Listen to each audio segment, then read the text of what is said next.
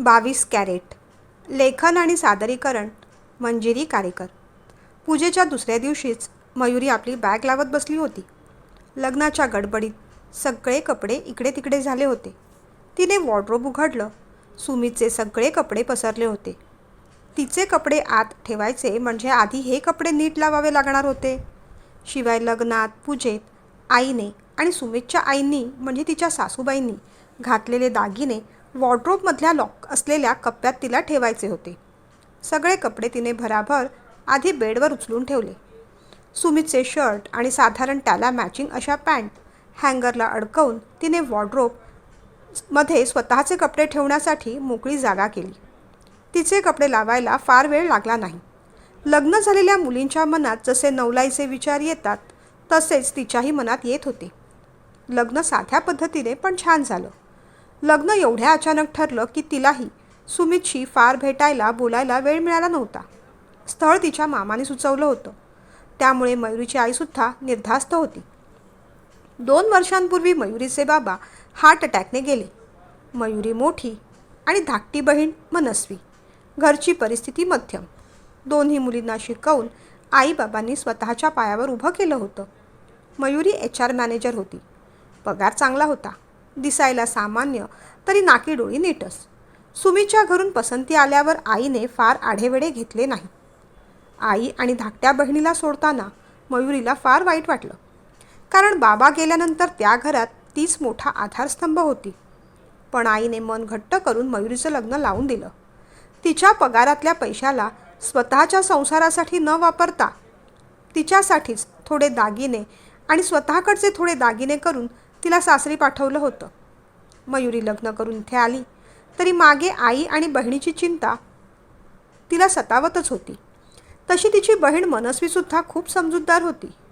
पण जोपर्यंत तिचं लग्न होऊन ती चांगल्या घरात पडत नाही तोपर्यंत आईला तिची काळजी असणार होती. आणि दोन्ही बहिणींची लग्न झाली की मग आईचं काय या विचाराने मयुरीची काळजी आणखी वाढत राहायची. लग्नाच्या आधी आपल्या परिस्थितीबद्दल तिने सुमितशी बोलणं केलं होतं. आईची काळजी घेणं ही तुमची जबाबदारीच आहे असं त्यांनी म्हटलं होतं. त्यामुळे आईचं लग्नानंतर कसं होईल यासंबंधीचं टेन्शन निम्म्याने तरी कमी झालं होतं. लग्नाच्या धावपळीत नीट कुणाशी बोलायला सुद्धा मिळालं नव्हतं. आई आणि मनस्वी घाईघाईने पूजेला येऊन गेल्या. त्या जेवल्या की नाही जेवल्यात याचीसुद्धा साधी चौकशी करता आली नव्हती.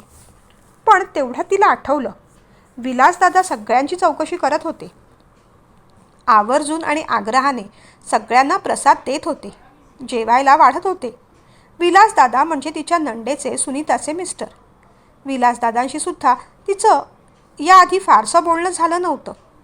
स्वभावाने ते फार गरीब आणि प्रेमळ वाटले.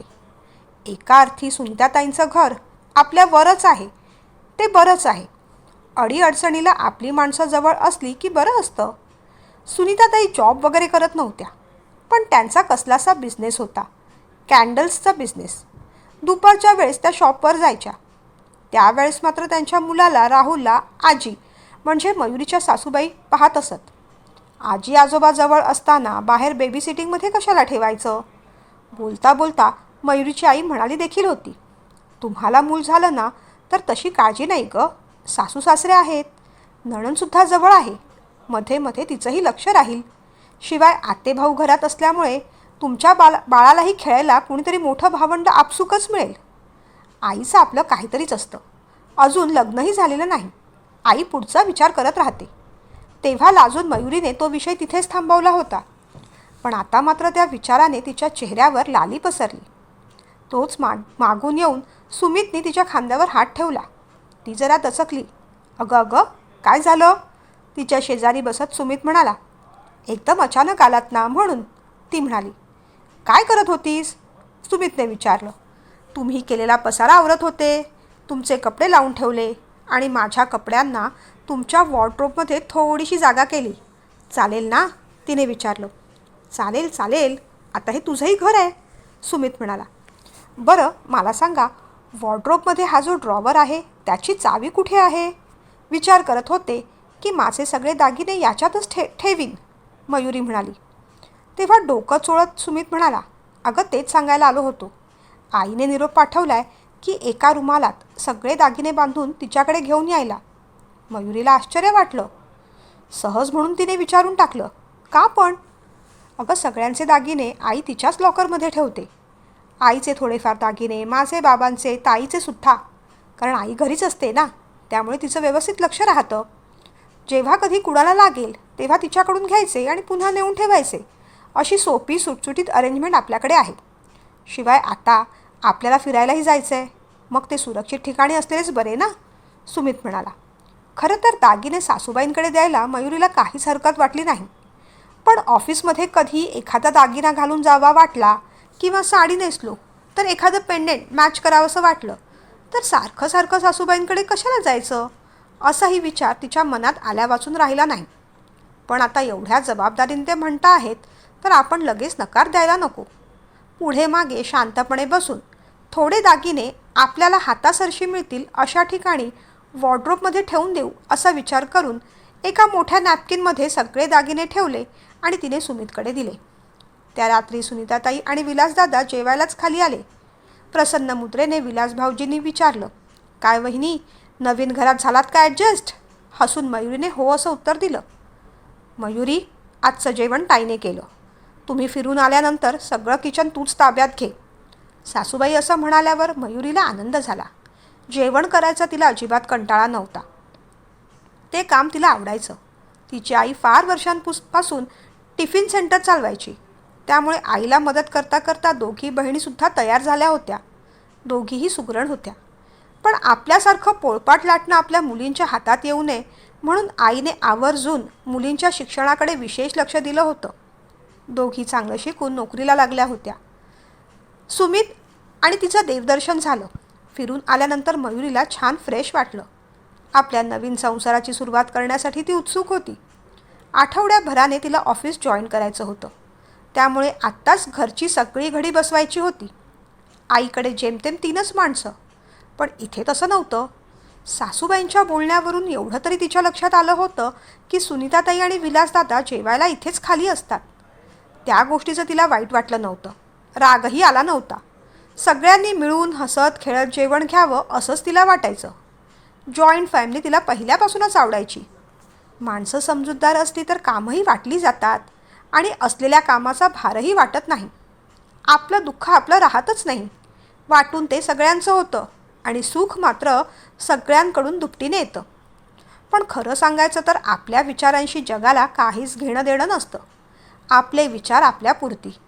आपल्याला कसं वागायचं, काय घ्यायचं आणि काय द्यायचं हे ज्याने त्याने अगोदरच त्याचं ठरवलेलं असतं.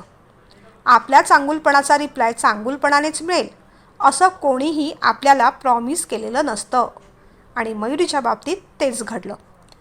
तिचा दिवस 5ला सुरू व्हायचा आणि 12 वाजले तरी संपायचा नाही. सकाळी उठून सगळ्यांसाठी चहा, मग नाश्ता, मग तिघांचे डबे, तिचा, सुमितचा, विलासदादांचा. त्यानंतर दुपारचं जेवण. वरण भाताचा कुकरसुद्धा तयार करून ठेवायला लागायचा. सुनीताताईला कॅन्डल शॉपमध्ये जायचं असतं.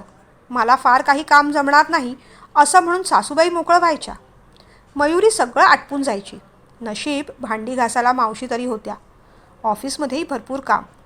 त्यानंतर घरी येऊन पाहते तर सगळा गोंधळ. घरभर छोट्या राहुलची खेळणी पडलेली असायची. तिला आश्चर्य तर या गोष्टीचं वाटायचं की या दोघींना या पसाऱ्यात बसवतं तरी कसं. सासरे जमील तशी खेळणी बॉक्समध्ये भरून ठेवायचे. संध्याकाळी झाडू मारायचे. संध्याकाळचा चहासुद्धा कधीकधी या दोघींना बाबाच करून द्यायचे.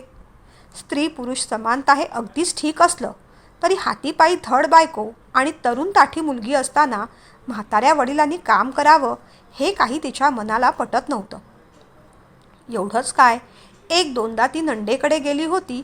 तिथेसुद्धा भांडी वगैरे घासायचं काम विलासदादाच करत होते. ते पाहून तिला खरंच आश्चर्य वाटलं होतं. सुनीताताईंचे कपडे इस्त्री करणं व कपडे वाळत घालणं, चहापाण्याची भांडी विसळून ठेवणं, कधी त्यांनी सांगितलेल्या वस्तू आणून देणं. एवढंच काय, तर राहुलला भरवणं, त्याला आंघोळ घालणं ही कामंसुद्धा विलासदादांनाच करावी लागे. हे कुठेतरी नॉर्मल नव्हतं. ऑफिस जॉईन करूनसुद्धा आता महिना झाला होता. पगार क्रेडिट झाल्यानंतर तिला बँकेतून काही पैसे काढून आईकडे पोहोचते करायचे होते. तसं मनस्वी पण जॉब करत होती. पण उद्या तिचंही लग्न होईल. थोडीफार आईला मदत आपण सुद्धा करायला हवी असं तिने लग्नाच्या आधीच ठरवलं होतं. 2-3 दिवस सासूबाई पगार झाला का अशी विचारणा करत राहिल्या. तिला ते अजिबात आवडलं नव्हतं. आता आपण या घरची सून आहोत म्हणजे घरच्या खर्चाला आपण हातभार लावणारच, पण म्हणून आपल्या पगाराबद्दल सारखं सारखं असं विचारणं बरं नाही ना. पगार झाला तसे काही पैसे तिने बँकेतून काढले, एन्व्हलपमध्ये भरले आणि आईला देण्यासाठी पर्समध्ये ठेवून दिले. एका ठराविक रक्कम तिने सासूबाईंच्या हातात दिली. उरलेली रक्कम सेव्हिंग्समध्ये ठेवली. पैसे मोजत हा पगार पूर्ण दिसत नाही असं सासूबाईंनी विचारल्यावर तिला एकदम धक्का बसला. हां, म्हणजे थोडा बँकेत सेव्हिंग म्हणून ठेवलाय, काही पैसे आईलासुद्धा देणार आहे, अडखळत ती म्हणाली. असं काहीही ठरलं नव्हतं लग्नाआधी, कठोरतेने त्या म्हणाल्या. काय बोलावं तिला कळेच ना. असं डायरेक्टली कोण कसं काय बोलू शकतं? तिला आश्चर्य वाटलं.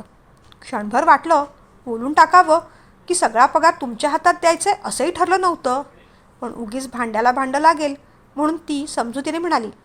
तसं नाही आई, बाबा गेल्यापासून आईची जबाबदारी आम्हा 2 बहिणींवरच आहे. त्यात मनस्वीचं अजून लग्न झालेलं नाही. आईबाबांनी आम्हाला चांगलं शिकवलं. त्यांच्या उपकाराची परतफेड करता येणं तर शक्य नाही, पण निदान आपल्याकडून जे शक्य होईल ते आम्ही दोघींनीही आईसाठी करायचं असं ठरवलं आहे.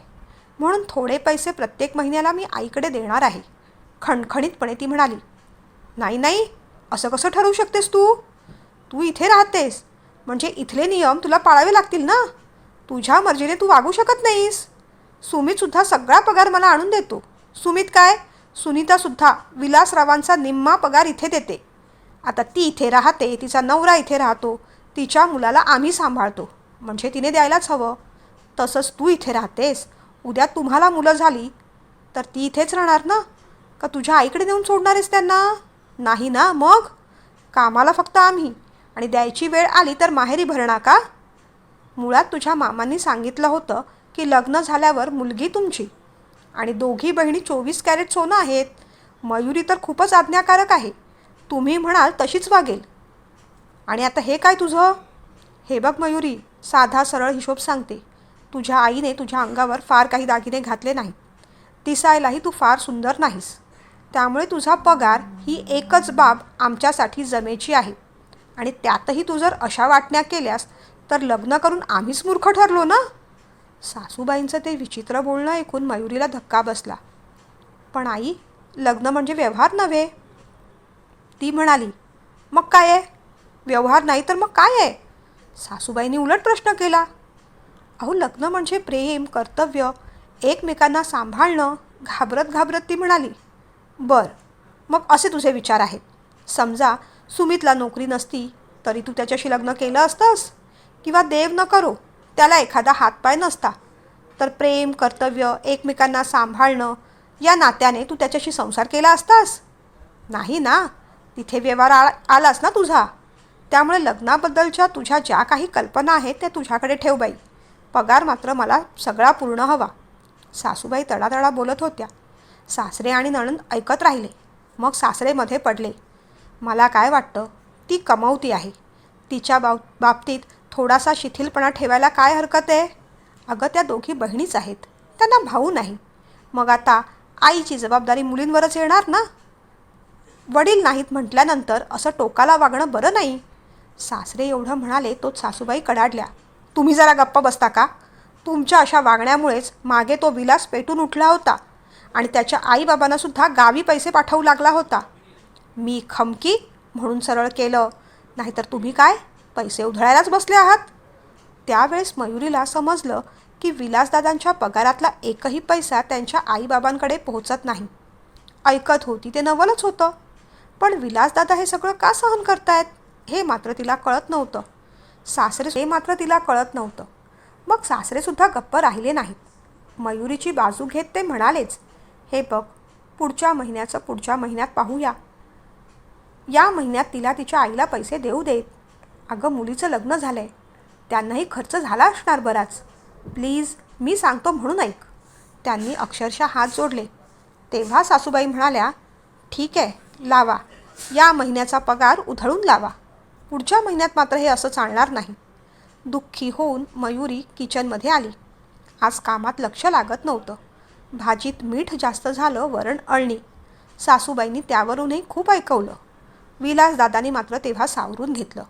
सुमीतसुद्धा मध्ये पडले. सासूबाईंनी त्यांना गप्प राहा असं म्हटलं. सगळ्यांचं जेवण झालं. घरात असे काही छोटे मोठी भांडणं झाली की सगळेजण टेरेसवर जाऊन गप्पा मारत बसत.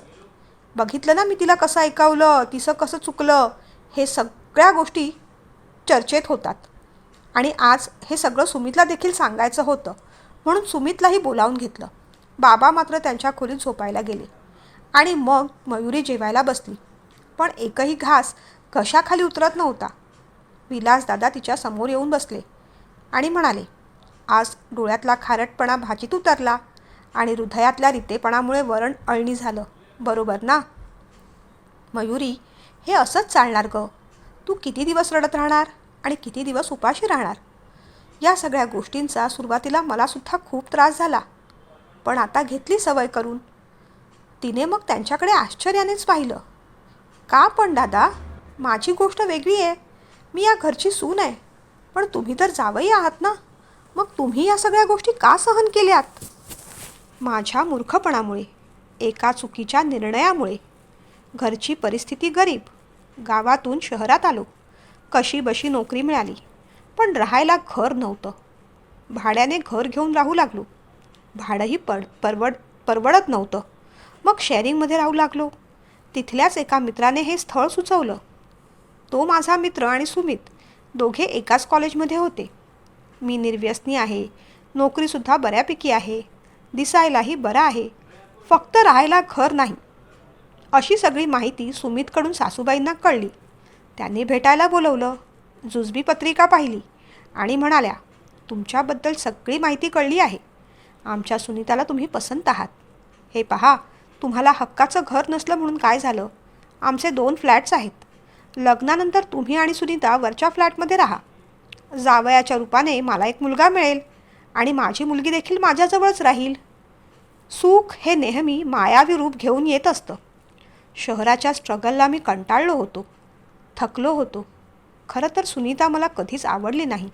तिचं उद्धट बोलणं, आळशीपणा, या सगळ्या गोष्टीचा मला अजूनही राग येतो. मनापासून तिच्यावर प्रेम करावं असं ती माझ्याशी कधीच वागली नाही. माझ्या आईबाबांनासुद्धा सासू सासऱ्यांचा कधी मान दिला नाही. इथे ते कधीच आले नाहीत. एकदा फक्त भेटायला आले होते. तेव्हा सासूबाईंनी कडू निरोप गोड आवरणात बांधून त्यांना दिला. आम्ही आमच्या मुलीच्या सुखाचा विचार केला आणि म्हणूनच तुमच्या मुलाला घर जावई केला. पण आता त्याच्याबरोबर आंदण म्हणून तुम्हीसुद्धा इथे येऊ नका. त्या असं म्हणाल्यावर मग माझे स्वाभिमानी आईवडील कशाला इथे येतील? मला 2 बहिणी आहेत. त्या गावी असतात, पण त्याही त्यांच्या संसारात. कधी कधी त्याच बिचाऱ्या येऊन आईबाबांना भेटून जातात. मला खूप वाईट वाटतं. असं वाटतं हे सगळं सोडावं आणि निघून जावं. बोलता बोलता विलासदादांच्या डोळ्यात पाणी आलं. मग दादा, तुम्ही का जात नाहीत गावी? का अशा माणसांबरोबर राहता? तुमच्या आईबाबांच्या सुद्धा तुमच्याकडून काही अपेक्षा असतीलच ना? मयुरीने विचारलं. आहेत ना, पण माझे हातसुद्धा बांधले गेलेत गं. 3 वर्षांपूर्वी बाबांना हार्ट अटॅक आला. ऑपरेशन करायला पैसे नव्हते. सासूबाईंनी पैसे पुढे केले. ते पैसे फिटेपर्यंत माझा अर्धा पगार त्यांना द्यावा लागणार आहे असं सांगितलं. त्यामुळे आता इथली नोकरी सोडता येत नाही. माझ्या मुलामुळे, राहुलमुळे नातंही तोडता येत नाही. सगळं काही ठीक होईल या एका विचाराच्या पेट्रोलवर आयुष्याची गाडी पुढे पुढे ढकलतोय. खरं सांगू, आईबाबांची खूप आठवण येते, काळजी वाटते. पण माझा संसार मोडू नये म्हणून ते बिचारे कधी इथे येत नाही आणि नोकरीमुळे फारसं मला गावी जाता येत नाही. आणि आता तर अजून एक टेन्शन लागून राहिलं आहे. आईच्या दोन्ही डोळ्यात मोतीबिंदू झाला आहे. लवकरात लवकर ऑपरेशन करून घ्या असं परवा डॉक्टर म्हणाले. माझ्या दोन्ही बहिणी तशा खूप समजूतदार आहेत. पण आता मोठ्या बहिणीच्या घरी तिचे सासरे आजारी आहेत आणि धाकटीला नुकतंच बाळ झालं आहे. आईच्या ऑपरेशनचं तुम्हीच पाहून घ्या असं त्या दोघींना तरी मी कसं सांगू गं? आणि मी मुलगा असताना त्या दोघींनी तरी किती पाहायचं, का पाहायचं? एवढं बोलून विलासदादा थांबले. पण दादा, अशा कठीण प्रसंगात त्यांना इथे बोलावून घ्या ना. सुनीताताई त्यांचा पाहणार नाही अशी भीती वाटते का तुम्हाला? तसं असेल तर अजिबात काळजी करू नका. 4 दिवस मी सुट्टी घेईन. जेवणाचं काय हो, एवढ्या माणसांचं जेवण करते, त्यात आणखीन दोघांचं. पण त्यांच्या डोळ्यांच्या बाबतीत अजिबात हयगय करू नका हो. उद्या तुमचं दुर्लक्ष झालं आणि डोळे निकामी झाले तर आयुष्यभर तुम्हाला पश्चाताप होईल त्या गोष्टीचा, मयुरी म्हणाली. मयुरी, खरंच माझ्या धाकट्या बहिणीसारखी बोललीस तू. 2 बहिणी होत्याच, आता तिसरी मिळाली. तुझ्या बोलण्याने थोडा तरी धीर आलाय मला. मी आजच सुनीताशी बोलून घेतो. पण आईबाबांचा विषय काढला ना तर तिची फार चिडचिड होते. माझे आईबाबा तिला कटकट वाटतात. पण आता मी बोलणारच आहे. 15-20 दिवसांचाच तर प्रश्न आहे. तिला रिक्वेस्ट करीन. तुला खूप थँक्यू, असं म्हणत विलासदादांनी तिच्या डोक्यावर आशीर्वादाचा हात ठेवला. सासूबाईंनी पाऊल आत ठेवायला तीच वेळ गाठली. संशयाने त्या मयुरी आणि विलासकडे पाहू लागल्या. दोघांनाही खूप विचित्र वाटलं. त्या बोलल्या काही नाहीत, त्यांची नजरच बोलली. सुनीताताईंना मात्र म्हणाल्या, जाऊन झोपा जा आता, का झोपायचा कार्यक्रमसुद्धा इथेच आहे. सुनीता गडबडली. काहीच न बोलता राहुलला घेऊन ती गुपचूप बाहेर पडली. तिच्या मागोमाग विलासदादा. सासूबाईंनी मग मयुरीकडे जळजळीत कटाक्ष टाकला. पण मयुरी शांत झाली. समोरच्या माणसाला त्रास देण्यासाठी, त्याला आपल्या मुठीत ठेवण्यासाठी काही लोक कोणत्याही थराला जाऊ शकतात याचा उत्तम नमुना म्हणजे आपल्या सासूबाई आहेत. एवढं तर तिला एवढ्या दिवसात निश्चित कळलं होतं. रात्री सुमितकडे तिने स्पष्टच विषय काढला. लग्नाआधी माझ्या आईची जबाबदारी माझ्यावरही आहे असं मी तुम्हाला म्हटलं होतं. मग तुमच्या आईला एवढं वाईट का वाटतंय? हे पहा, आम्हाला भाऊ नाही. आमच्या आईची जबाबदारी आम्हा दोघा बहिणींनाच घ्यायची आहे. तेव्हा तुम्ही तुमच्या आईशी प्लीज बोला. प्रत्येक महिन्याला जसा मी इथे पगार देईन तसाच पगार मी माझ्या आईकडेही देणार आहे. त्यावर सुमित म्हणाले, अगं आता मी तेच समजावून आलो तिला. पण ती भडकली. म्हणाली की सगळा पगार इथेच द्यावा लागेल. मला सुद्धा खूप काय ऐकवलं. आईचं वागणं मला अजिबात आवडत नाही आहे. पण आता इतकी वर्ष तिच्याच म्हणण्यानुसार सगळं घर चाललं आहे. घरात आपण काही बोलायला गेलो तर आदळआपट करणार, समोरच्याला वाईट वाटेल असं बोलणार. आई वडिलांचा आपल्याकडून अपमान होऊ नये असं मला वाटतं, म्हणून मी बऱ्याचदा गप्प राहतो. पण तू नको काळजी करूस, आईशी पुन्हा एकदा बोलून घेईन मी. सुमित असं बोलले तरी आपल्याच पगारासाठी इतरांनी निर्णय का घ्यायचा हे तिला पटत नव्हतं. या घरातलं वातावरणच विचित्र होतं. सासू नावाच्या एकाच व्यक्तीभोवती हे घर फिरत होतं. घरातल्या पुरुषांना काडीचीही किंमत नव्हती. कोणताही महत्त्वाचा निर्णय यात त्यांचा सहभाग आणि मत शून्य होतं. निर्णय फक्त एकच व्यक्ती घेणार, बाकी सगळे त्याला दुजोरा देणार. हे असं चाललं होतं. दुसऱ्या दिवशी तिला खरं तर आईकडे जायचं होतं. पगारातले काही पैसे आईला देऊन यायचे होते. पण काल घडलेल्या प्रसंगामुळे सगळा मूड निघून गेला होता. उलट आपला पडलेला चेहरा पाहून आई काळजीतच पडेल असं तिला वाटलं. त्यापेक्षा 2-4 दिवसांनी जाऊया असं तिने ठरवलं. लंच आवर व्हायच्या आधी मनस्वीचा फोन आला. आपला मूड ठीकठाक करत मयुरीने छान स्माईल केली आणि मगच हॅलो म्हटलं. ताई कशी आहेस? मी मस्त. तू आणि आई कशात? 1-2 दिवसात येईन हं मी भेटायला, मयुरी म्हणाली. ते तर तू येच ग, पण आज मी तुला एक छान बातमी देणार आहे. पण आधी वचन दे, ती बातमी एवढ्या लेट का सांगितली म्हणून तू माझ्यावर चिडणार नाहीस, मनस्वी म्हणाली. छान बातमी? मनू सांग ना लवकर, नाहीतर खरंच तुला धपाटे घालीन तिथे येऊन, हसत हसत मयुरी म्हणाली. ताई, ओजसला शिपवर नोकरी लागली. मनस्वीच्या आवाजात आनंद काठोकाठ दाटला होता. पण मयुरी गोंधळली. ओजस म्हणजे कदम काकूंचा ना? मग त्यात तुला आनंद होण्यासारखं काय आहे, मयुरीने विचारलं. ताई, मी आणि ओजस लग्न करतोय. काय? मयुरी एकदम उडालीच. खरं तर तिलाही खूप आनंद झाला होता. ओजस त्यांच्या शेजारीच राहायचा. लहानपणापासून त्याच्याशी त्यांची गट्टी होती. ओजसचे बाबा लहानपणीच वारले होते. कदम काकूंनी कुठे कुठे नोकरी करून त्याला सांभाळलं होतं. त्यालाही परिस्थितीची जाणीव देखील होती. मयुरीचे बाबा गेल्यानंतर ओजसने त्यांच्या घराला खूप आधार दिला होता. लहानाचा मोठा झालेला ओजस आता आपला जिजू होणार या विचारानेच मयुरीला आनंद झाला. काय हे मनू, कधीपासून चाललंय आणि माझ्यापासून का लपवलंस, रागाने मयुरीने विचारलं. नाही ग ताई, फार दिवस नाही झालेत. 6 महिन्यांपूर्वी ओजसने मला लग्नाबद्दल विचारलं. पण माझ्या लग्नानंतर आईचं कसं होणार या विचाराने मी काहीच उत्तर दिलं नव्हतं. पण जेव्हा कदम काकूंनी आईकडे विषय काढला आणि पर्याय काढला तेव्हा मात्र माझा निर्णय पक्का झाला. असंही ओजसची धुळ्याला बदली होणार आहे, त्यामुळे लग्नानंतर आम्ही तिथे जाणार. मग मी कुठेतरी नोकरी करणारच आणि काकू एकट्याच राहणार. इथे आई एकटी. मग काकूच म्हणाल्या, आपण तिथे छोटासा बंगलाच घेऊया आणि वहिनींना म्हणजे आपल्या आईला पण तिथेच घेऊन जाऊया.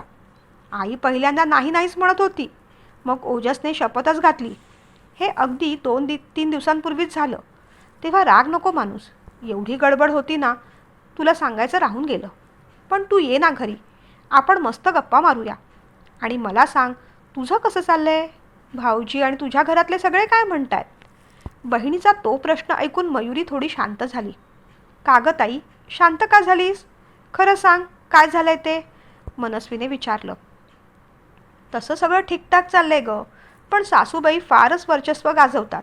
दुसऱ्या कुणाला बोलायला तिथे संधीच नसते. जराही आपल्या मनाप्रमाणे वागायला तिथे वाव नाही. बोलणं तर फारच कडवट आहे. खरं सांगू, त्यांच्याबरोबर मी तिथे फार दिवस राहू शकेन असं वाटत नाही मला. एखाद महिना मी वाट पाहणार आणि मग सुमितला सरळ सांगणार, आपण वेगळंच राहूया म्हणून. पण सुमित भाऊजी ऐकतील तुझं? मनस्वीने विचारलं. ऐकावंच लागेल, कारण त्या लोकांमध्ये मी राहिले तर मला वेड लागेल. रागारागाने मयुरी बोलत होती. ताई, एवढी चिडचिड नको करूस. शांत रहा. आपण बसून यावरही चर्चा करू. मनस्वीने मोठ्या बहिणीला समजावलं. हो, आल्यावर बोलूच आपण, पण तू इतक्यात आईला काही बोलून टेन्शन देऊ नकोस हं. तिने विचारलं तर सगळं ठीक आहे म्हणूनच सांग. बाय म्हणत दोघी बहिणींनी निरोप घेतला. संध्याकाळी घरी आली तेव्हा घरात वातावरण काही वेगळं नव्हतं. पण आता या सगळ्या परिस्थितीतून स्वतःला कसं बाहेर काढायचं याचाच ती विचार करत होती. आल्या आल्या कुणाशी काहीही न बोलता ती सरळ किचनमध्ये गेली. माय लेकीचं बोलणं कानावर पडलं. पाहिलंच नाही विलास काय म्हणत होता ते? त्याच्या आईचं म्हणे कॅटरॅक्टचं ऑपरेशन करायचं आहे. तेव्हा थोडे दिवस ते दोघं इथे येऊन राहिले तर चालेल का असं विचारलं मला. विचारायला सुद्धा याला लाज कशी वाटत नाही गं. हा स्वतःच घर जावई आणि आईबापाचं लोढणं अजून माझ्या मागे कशाला लावते काय माहीत. मी पण चिडले, पण काल तोही भडकला गं. तुला माझं म्हणणं ऐकायचं नसेल तर मग मलाही दुसरा विचार करावा लागेल असं म्हणाला चक्क. जाऊ दे मरू दे, काय विचार करणार आहे तो करू दे, वैतागत सुनीता म्हणाली. पण सासूबाई शांतपणे म्हणाल्या, नाही हं सुनीता, यावेळेस आपल्याला त्याच्या कलेने घ्यावं लागेल. एकतर तो वैतागून इथून गेला तर तुला ते भारी पडेल, आणि दुसरी गोष्ट म्हणजे तो इथेच राहिला आणि त्याच्या आईचं ऑपरेशन आपण होऊ दिलं नाही. यदा कदाचित ती म्हातारी आंधळी झाली तर आयुष्यभर तुला ते ऐकावं लागेल. मला वाटतं यावेळेस येऊ दे त्याच्या आईबापाला इथे. 10-15 दिवसांचा प्रश्न आहे, होईल मॅनेज. ते ऐकून मयुरीला आनंद झाला. कसं का होईना विलासदादांचे आईबाबा येणार, त्यांचं ऑपरेशन होऊ शकणार या विचारानेच तिला बरं वाटत होतं. जेवणाची ताटं बाहेर आणताना सासूबाई म्हणाल्या, मयुरी, विलासचे आईबाबा काही दिवसांसाठी इथे वरती राहायला येतील. त्यांच्या आईचं ऑपरेशन आहे. तेव्हा त्यांचं बोलणं अर्धवट तोडत आनंदाने मयुरी म्हणाली, करेन ना, मी सगळं करेन, नका काळजी करू. तिचं बोलणं ऐकताच सासूबाई भडकल्या आणि म्हणाल्या, तुझा काय संबंध? तू कशाला पुढे पुढे करतेस? तू फक्त जेवणाचं पहा, बाकी सर्व सेवा करायला त्यांची सून आहे, समजलं? त्यांच्या या विक्षिप्त वागण्याचा मयुरीला आता कंटाळा आला होता. पण उगीच वाद नको म्हणून ती काही बोलली नाही. विलासदादांचे आईबाबा अगदी साधे होते. ते बिचारे कधी खाली यायचेच नाही. सुनीताताई खाली आल्यावर त्यांच्याबद्दल खूप काही बोलत असे. ते कधी जाणार असं म्हणून आदळआपट करीत असे. उलट मयुरीचे सासरे लेकीला समजावत, अगं सुनीता, असं वागू नकोस. जसे आम्ही तसेच ते तुझ्यासाठी असायला हवेत गं. पण ती कुठली ऐकायला. खरं तर त्या बिचाऱ्यांचा काही त्रासही नव्हता. जेवणाची कटकट नव्हती की आणखीन काही हवं म्हणून मागणी नव्हती. ऑपरेशन झालं. 15-20 दिवस आराम करून ते पुन्हा गावी जायला निघाले. विलासदादांना वाईट वाटत होतं. आपले आईवडील थकले आहेत. आपल्याकडेच ते आशेने पाहणार, पण आपल्याला त्यांच्यासाठी काहीच करता येत नाही या विचाराने ते फार दुःखी झाले होते. त्यांचं दुःख मयुरीला कळत होतं, पण ती स्वतःच या दलदलीत अडकली होती. ती बाहेर पडत नाही तोपर्यंत ती इतर कुणालाही मदत करू शकणार नव्हती. सुमित आणि बाबा त्यांच्या परीने स्टँड घ्यायला जायचे, पण सासूबाई वचकन अंगावर यायच्या. घरात भांडणं व्हायची. सुमित सांगत होते, एक दोनदा अशीच भांडणं झाली आणि आक्रस्ताळपणाने आईने बाबांना 2 दिवस जेवणच दिलं नाही. आम्ही सुद्धा लहान होतो. आम्ही काहीच करू शकलो नाही. पण सासरे मात्र खूप चांगले होते. मयुरीशी ते प्रेमाने वागत, तिची आवर्जून चौकशी करत. त्यांच्याबद्दल मयुरीच्या मनात आदर आणि प्रेम होतं. अलीकडे फ्रोझन शोल्डरचा त्यांना त्रास सुरू झाला होता. त्यांना फिजिओथेरपिस्टची ट्रीटमेंट घ्यायला सांगितली होती. पण पैसे बरंच जातील म्हणून सासूबाई कानाडोळा करत होत्या. गेल्या महिन्यात तर तिने आईला बळेबळेच पैसे दिले होते. या महिन्यात सगळा पगार सासूबाईंना दिला. उगीच विलासदादांच्या आईबाबांसमोर त्या पटकन काही बोलायला नकोत अशी तिला भीती वाटली. पगारातले थोडे पैसे जरी उरले असते तरी सासऱ्यांना घेऊन ती फिजिओथेरपिस्टकडे जाणार होती. पण सासूबाईंचं मात्र तिला आश्चर्य वाटत होतं. माणसं एवढी स्वकेंद्रित असू शकतात याची तिला कल्पनाही नव्हती. स्वतःच्या स्वार्थापुढे, पैशांपुढे त्यांना स्वतःच्या नवऱ्याची सुद्धा काळजी वाटत नव्हती. विलासदादांचे आईबाबा गावी गेले आणि मग मनस्वीच्या लग्नाची गडबड सुरू झाली. आई आता एकटी पडणार नाही, मनस्वी बरोबर राहील, शिवाय कदम काकू आहेत, या विचारानेच मयुरीचं टेन्शन कमी झालं होतं. लग्नाच्या खरेदीसाठी म्हणून 1 दिवसासाठी ती माहेरी आली होती. आपली तरतरीत मुलगी अगदी मलूल झाली आहे हे आईच्या लक्षात आलं. तिच्या डोक्यावर तेल घालताना आईने विचारलं, मयू, मुलांनी सांगितलं नाही तरी मुलांना जरा काही दुखलं खुपलं की आईला बरोबर कळतं. कोणतं तरी मोठं टेन्शन तू तुझ्या मनात दडवलेलं आहेस हे समजतंय मला. मला सांगशील बाळा? काही नाही ग आई, असं म्हणता म्हणता तिला एकदम रडूच फुटलं. हे बघ, तू सांगितलं नाहीस तरी तुझ्या डोळ्याने उत्तर दिलंच. आता सांग पाहू खरं. तुमच्या आईने आयुष्यात खूप धक्के पचवले आहेत. एवढ्या तेवढ्या गोष्टींनी खचून जाणारी नाही ती. तिच्या डोक्यावर हात फिरवत आई म्हणाली. तेव्हा मग मयुरीला धीर आला. सासूबाईंचं ते विचित्र वागणं, त्यामुळे तिला होणारा त्रास, मनस्ताप सगळं तिने आईपाशी उघड केलं. आई, मी त्यांच्याबरोबर नाही का राहू शकत? जुळवून घेण्याचा मी खूप प्रयत्न केला. सुमित चांगले आहेत, बाबा चांगले आहेत, विलासदादा देखील चांगले आहेत. सुनीताताई मात्र अगदी आईसारख्या आहेत. त्या दोघींचीच मनमानी घरी चालत असते आणि बाकी आम्ही सगळेजण त्यात भरडले जातो. बाबा सहन करू शकतात, सुमित सहन करू शकतात, विलासदादांना सुद्धा आता त्याची सवय झाली. पण मलाच जमत नाही. मी फक्त मनस्वीच्या लग्नाची वाट पाहते. तिचं लग्न झालं ना की मी सुमितला सांगणार आहे. छोटंसं का होईना आपण भाड्याने घर घेऊन राहू. सॉरी आई, तुला खूप टेन्शन आलं असेल ना? पण माझं काही चुकतंय का गं? मयुरीने विचारलं. हे बघ मयू, एक तर माझ्या संस्कारांवर माझा पूर्ण विश्वास आहे. तुझं काहीही चुकत नाही. तुझ्या सासूबाईंचा स्वभाव मला लक्षात आला होता. तुझ्या पगारातले पैसे तू इथे देऊन गेलीस त्यानंतर 4 दिवसांनी त्यांचा फोन आला होता मला. मुलीचं लग्न झालं की आई वडिलांनी तिच्याकडून फार अपेक्षा करायच्या नसतात. घोळवून घोळवून त्यांनी पैशाचा विषय काढला की आई वडिलांनी तिच्याकडून फार अपेक्षा करायच्या नसतात. घोळवून घोळवून त्यांनी पैशाचा विषय काढला तेव्हाच मी सगळं समजले. अगं बाळा, मला तरी पैशाची काय गरज? तुमच्या बाबांनी थोडेफार पैसे ठेवले आहेत माझ्याकरता, त्यात भागतंय माझं. आणि आता तर मनू पण मागे लागली आहे. तिच्याबरोबर जायचं आहे. खरं सांगू, कदम काकू आणि ओजस परके वाटत नाहीत. आपलीच फॅमिली वाटते. आम्ही अगदी छान आनंदाने राहतो. तिथे जाऊनसुद्धा मी काही स्वस्त बसून राहणार नाही. माझं टिफिन सेंटर चालू करणार आहे. याच अटीवर ओजसबरोबर जायला मी तयार झाले आहे. आणि तुझं म्हणशील तर तू कोणत्याही गोष्टीचं टेन्शन घेऊन आपली तब्येत खराब करून घेऊ नकोस. काही माणसं असतात हेकेखोर, स्वकेंद्रित. स्वतःशिवाय त्यांना इतरांचं काही पडलेलं नसतं. इतरांच्या सुखदुःखाचं त्यांना काही घेणं देणं नसतं. पण अशा लोकांसाठी आपण आपला जीव जाळायचा नाही. तू वेगळं राहायचं ठरवलंयस ना, जरूर राहा. माझा पूर्ण पाठिंबा आहे. तुझं अजिबात काहीही चुकत नाही. तुला जबाबदाऱ्या टाळायच्या असत्या तर सासऱ्यांबद्दलची काळजी तुझ्या शब्दात उतरली नसती. विलासदादांच्या आईबाबांसाठी एवढं तू केलं नसतंस. तुला सासऱ्यांबद्दल वाईट वाटतंय, सुमितबद्दल वाईट वाटतंय, विलासदादांबद्दल वाईट वाटते.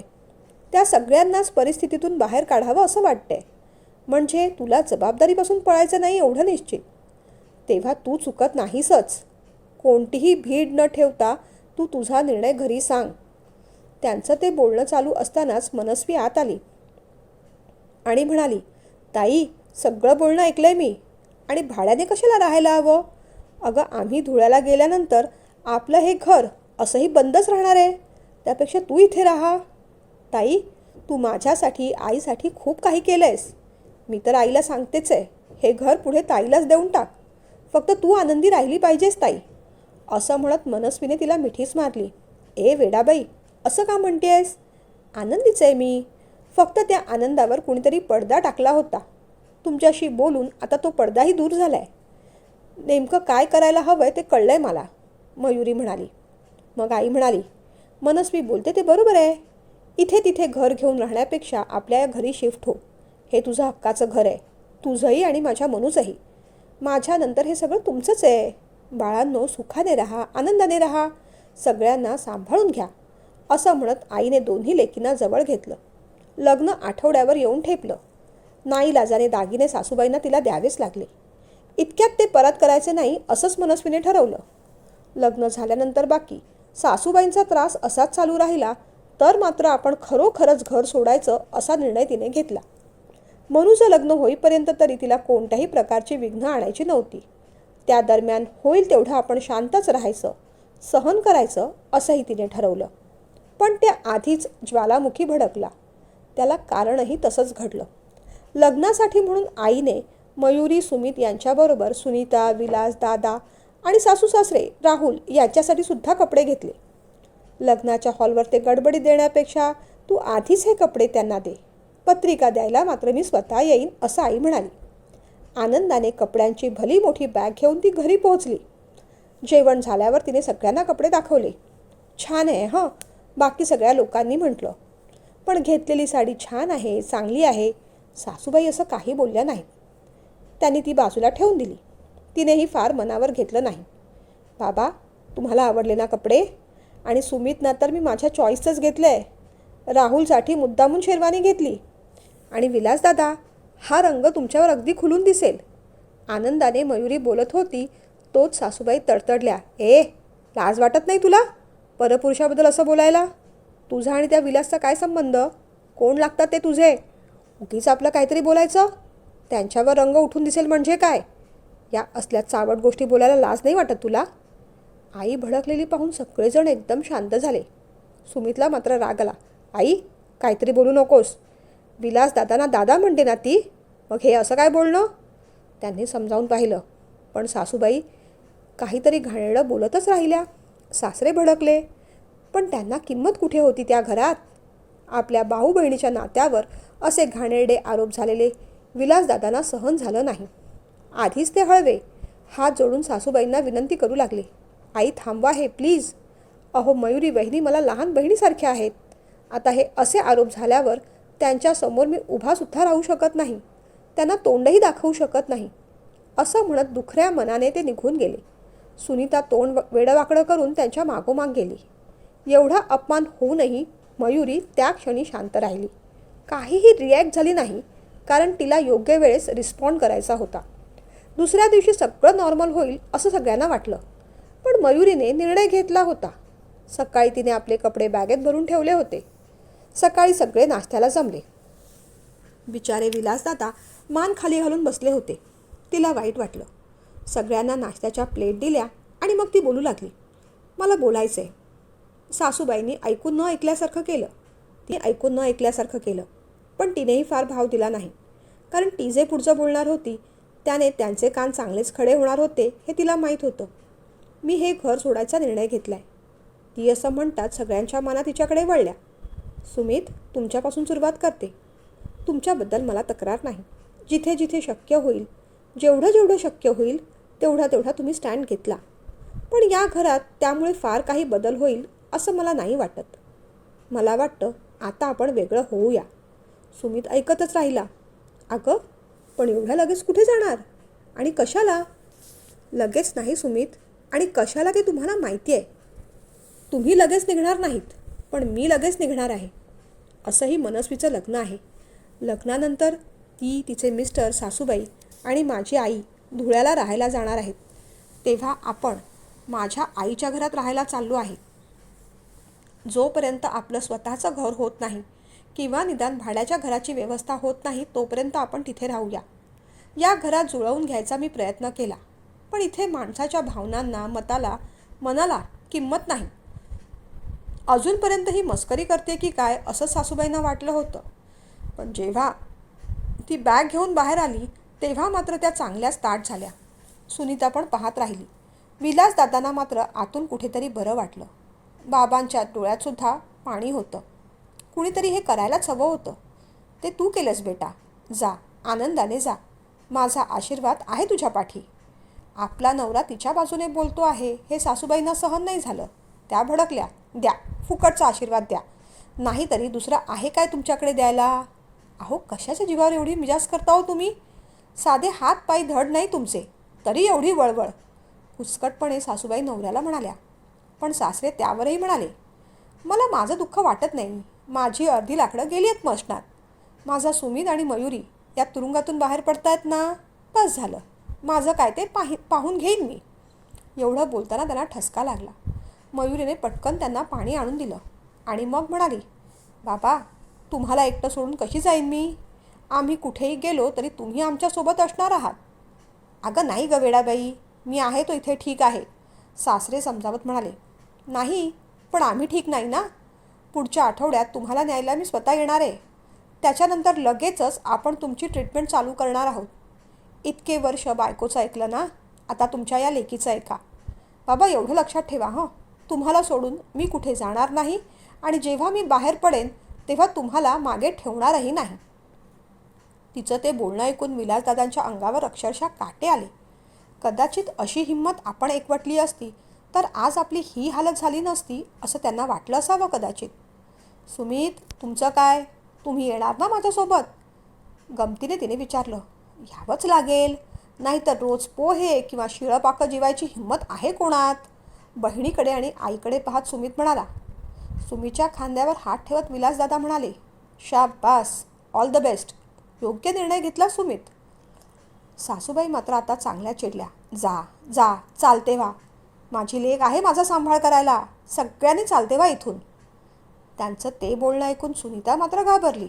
आता सगळी जबाबदारी आपल्यावरच येऊन पडते की काय असंच तिला वाटलं असणार. पण नशीब तिच्या सोबतीला विलास तरी होते. मयुरी, हे झालं ते बरं झालं, पण हे सगळं अशा पद्धतीने व्हायला नको होतं. माझ्याबद्दल तुझ्या मनात राग नाही ना? विलासदादांनी असं विचारताच मयुरी छान हसत म्हणाली. अहो दादा, भावा बहिणीत राग कसला? कुणी काहीही बोललं तरी आपल्या नात्याची जाण आहे मला, म्हणून तुमच्यासाठी सुद्धा एक गोष्ट करून जाणारच आहे मी. तिने मग तिच्या पर्समधला चेक काढला. दादा, तुम्ही तुमच्या बाबांच्या ऑपरेशनसाठी पैसे घेतले होतेत ना, ते फेडायचे होते म्हणून तुम्ही इथे अडकून राहिलात. त्यातले बरेचसे पैसे तर फेडून झालेत. उरलेले या चेकने देऊन टाका. थोडंफार माझं सेविंग्ज होतं. तिने तो चेक पुढे करताच सगळे आश्चर्याने पाहू लागले. विलासदादा हात झटकन पटकन म्हणाले, नाही ग, हे पैसे घ्यायला मला काहीतरी लाज वाटली पाहिजे. का दादा, असं का म्हणता?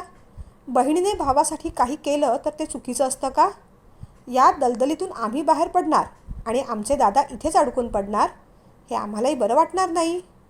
होय आमचे दादा इथेच अडकून पडणार हे आम्हालाही बरं वाटणार नाही, मयुरी म्हणाली. होय रे विलासदादा, खरंच तूही निघ इथून. मी मूर्खासारखा माझा सगळा पगार घरी देत राहिलो, त्यामुळे माझी सेविंग तर शून्य आहे आता. पण सध्या हे तू ठेव, पुढे सगळं चांगलं होईल बघ, सुमित म्हणाला. तरीही विलासदादा ते पैसे घेईना. मग मयुरीच म्हणाली, अहो दादा, सध्या घ्या. तुमच्या पगारातले थोडे थोडे करून फेडा. पण खरंच सांगते दादा, आता या दलदलीत राहू नका. जितकं इथे राहाल तितकं आत अडकत जाल. प्लीज ऐका माझं. काय बोलावं ते सुनीतालाही कळलं नाही. विलासने मग चेक घेतला. सासूबाईंचे समोर ठेवत म्हणाला, ऐकलत ना, तुमच्या उपकारातून आज मी मोकळा झालो. पुढच्या 15 दिवसात मी हे घर सोडून जाणार. सुनीता, तू काय करणार आहेस? इथे राहून आईचा संसार चालवणार आहेस की पुढे तिचीच गादी चालवायची आहे तुला? तुझं तू पाहून घे बाई. राहुलला तर मी घेऊन जाणार आहे. त्याला कसं सांभाळायचं मी पाहतो. तू माझ्याबरोबर येणार असशील तर जेव्हा मी या घरातून बाहेर पडेन त्याच वेळेस तुला यावं लागेल. नाहीतर मी काहीतरी वेगळा विचार करून ठेवलेला आहे आणि यावेळेस मी खूप सिरियस आहे बरं, सांगून ठेवतो. तुझा निर्णय आता सगळ्यांसमोर सांगितलास तर बरं होईल. सुनीता मात्र चांगलीच घाबरली. विलासचा वेगळाच अवतार आज तिने पाहिला होता. आईच्या नादाला लागून आता आपला संसारही मोडेल की काय या भीतीने ती म्हणाली, विलास, तुम्ही जिथे राहणार तिथेच मी राहणार. अहो, आईचं घर शेवटी परकच. तिचं ते बोलणं ऐकून आई रागाने फडफडली. भडकून म्हणाल्या, जा, सगळे जा. तुमच्या कोणाचीही गरज नाही मला. उलट तुम्हालाच माझी गरज लागेल. तेव्हा नाक रगडत याल इथे. मग त्यांना सडेतोड उत्तर देत मयुरी म्हणाली, नाही, चुकून पिंजऱ्यात अडकलेला पक्षी पुन्हा पिंजऱ्यात नाही येत. आम्ही तरी परत येणार नाही. तुम्ही कितीही विनवणी केली तरी आता आम्ही थांबणार देखील नाही. हो, पण तुम्हाला यापुढे आमची कधीही गरज लागली तर तुम्ही मात्र आम्ही ज्या घरात राहतो तिथे जरूर या. तिथे वेगळे रूल्स असतील. तुमच्याशी मी चांगलं वागेन, कारण तुमच्या इतका वाईट तुम्हालाच वागता येऊ शकतं. आणि हो, माझ्या आईने घातलेले दागिने मी घेऊन चालले आहे. तुम्ही मला दिलेले दागिने तुमच्याकडेच राहू दे. सासूबाई लालबुंद झाल्या. त्यांच्या डोळ्यात पाणी दाटलं होतं. त्या एकट्या पडल्या होत्या. पण आता त्यांना निर्णय घ्यायचा होता, कारण इथे त्यांच्याबरोबर त्यांच्या नियमाने वागायला कुणीच थांबणार नव्हतं. रागारागाने आलटून पालटून त्या सगळ्यांकडे पाहत होत्या. कोणीतरी त्यांना म्हणेल की आई, आम्ही थांबतो तुमच्यासोबत, किंवा आमच्याबरोबर तुम्ही चला, असा आग्रह करेल. पण तसं कोणीच केलं नाही. बीज कडवट असेल तर फळं तरी गोड कशी येणार? त्यांनी लावलेल्या कडू झाडाची फळं आज त्याच चाखत होत्या. त्याला कोण काय करणार? सुमित, मयुरी, थँक्यू. मयुरी, लग्न ठरवायला तुझे मामा जेव्हा इथे आले होते ना तेव्हा म्हणाले होते, आमची मयुरी 24 कॅरेट सोनं आहे. अगदी खरं बोलले होते ते. खरंच 24 कॅरेट सोनं आहेस तू, विलासदादा म्हणाले. हो दादा, खरंच 24 कॅरेट सोनंच होते मी. पण कळलं, इतकं प्युअर राहून फायदा नसतो. 24 कॅरेट सोन्याचा दागिना कुठे बनतो? दागिना घडवायचा असेल आणि जगात सगळ्यांसमोर तो अभिमानाने मिरवायचा असेल तर त्याच्यात थोडी मिलावट करावीच लागते. या जगात प्युअर आणि चांगल्या माणसांना जगू देत नाही तो लोक. म्हणून मग 24 कॅरेट सोन्याची प्युरिटी सोडली आणि उद्धटपणाची, थोड्याशा बेफिकिरीची, कडवट बोलण्याची मिलावट स्वतःत करून घेतली. आता पहा ना, 24 कॅरेटची 22 कॅरेट झाल्यावर येथून बाहेर पडणारी मयुरी एक दागिना म्हणून कशी लखाकते ती. बरं, निघते आता. सुमित, तुम्ही ऑफिसला निघत असाल तर मीही निघेन तुमच्यासोबत. तिने बाबांचा आशीर्वाद घेतला. बाबा, तयारी करायला घ्या हं, असं म्हणत तिने बॅग उचलली. जाता जाता एवढं धैर्य आणि हिंमत दिल्याबद्दल देवाला पुन्हा एकदा नमस्कार केला. छोट्या राहुलच्या डोक्यावर हात ठेवला. विलासदादांना ऑल द बेस्ट केलं. सासूबाई आणि नंडेकडे मात्र ढुंकूनही न पाहता ती घराबाहेर पडली. ही कधी योग्य वेळी वेगळं होणं हिताचं असतं हे तिने वेळीच ओळखलं. तिच्या मनात विचार आला, उंबरठा ओलांडून जेव्हा मी या घरात आले तेव्हा खरंच 24 कॅरेट सोनं होते. पण आलेल्या कडवट अनुभवांनी नाईलाजाने स्वभावात थोडी मिलावट करावी लागली. ती झाली नसती तर स्वाभिमानाचा दागिना कधीच घडला नसता. उंबरठ्याबाहेर पाऊल ठेवताना 24 कॅरेट मयुरी 22 कॅरेट होऊन बाहेर पडत होती.